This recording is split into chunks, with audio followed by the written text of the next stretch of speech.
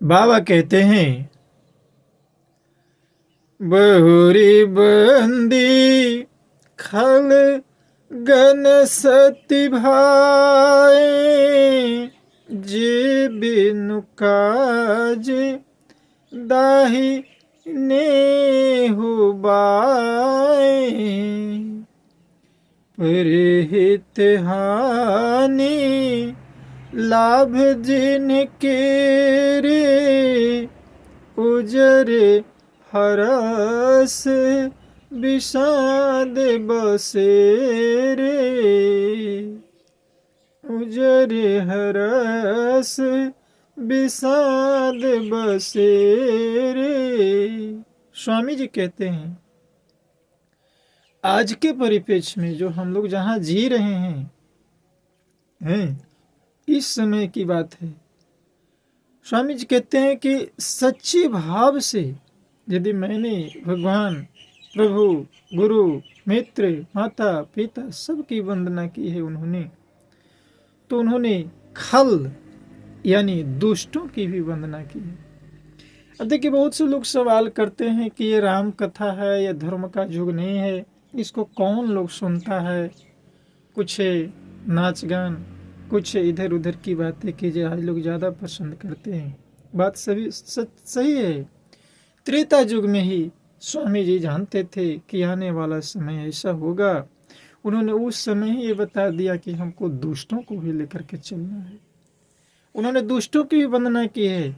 बहुरी बंदे खले गण सती भाई, खलों यानी दुष्टों की भी वंदना की है, ताकि किसी को कहने का मौका न मिले कि हमें छोड़ दिया गया, हमें नहीं पूछा गया। नहीं, हमारा श्री रामचरितमानस दुष्टों को भी उतना ही आदर करता है, उतना ही आदर करती है जितना कि एक गुरु वशिष्ठ, गुरु विश्वामित्र की आदर करता है, हमारे राम की आदर करते हैं।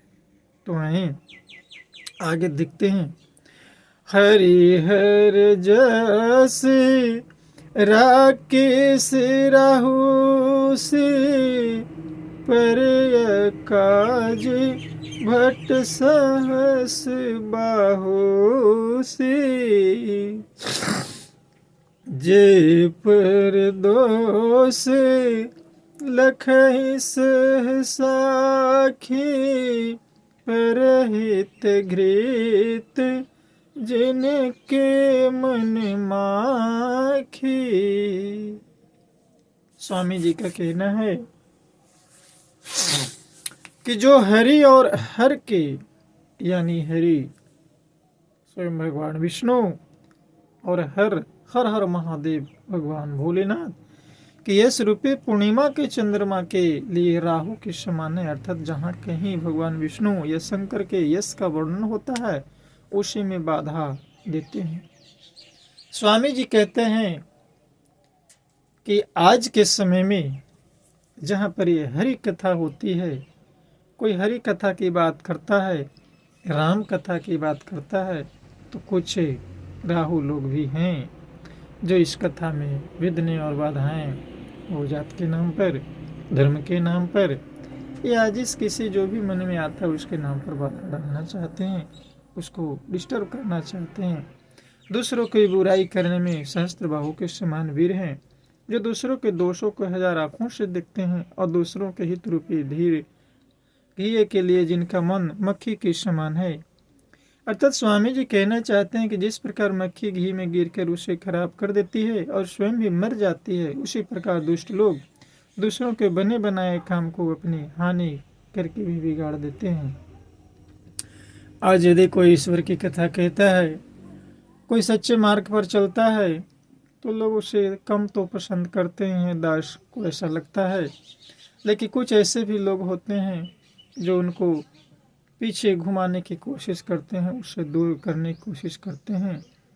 तो बाबा आगे कहते हैं कि हमें यह सत्संग की जो महिमा बताई गई है कि बिनु सत्संगे विवेक न होई, राम कृपा बिनु सुलभ न सोई, सत्य संगत मोद मंगल मूला, सत्य संगत मूल मंगल मूला, सोई फल सीधी सब साधन फूला।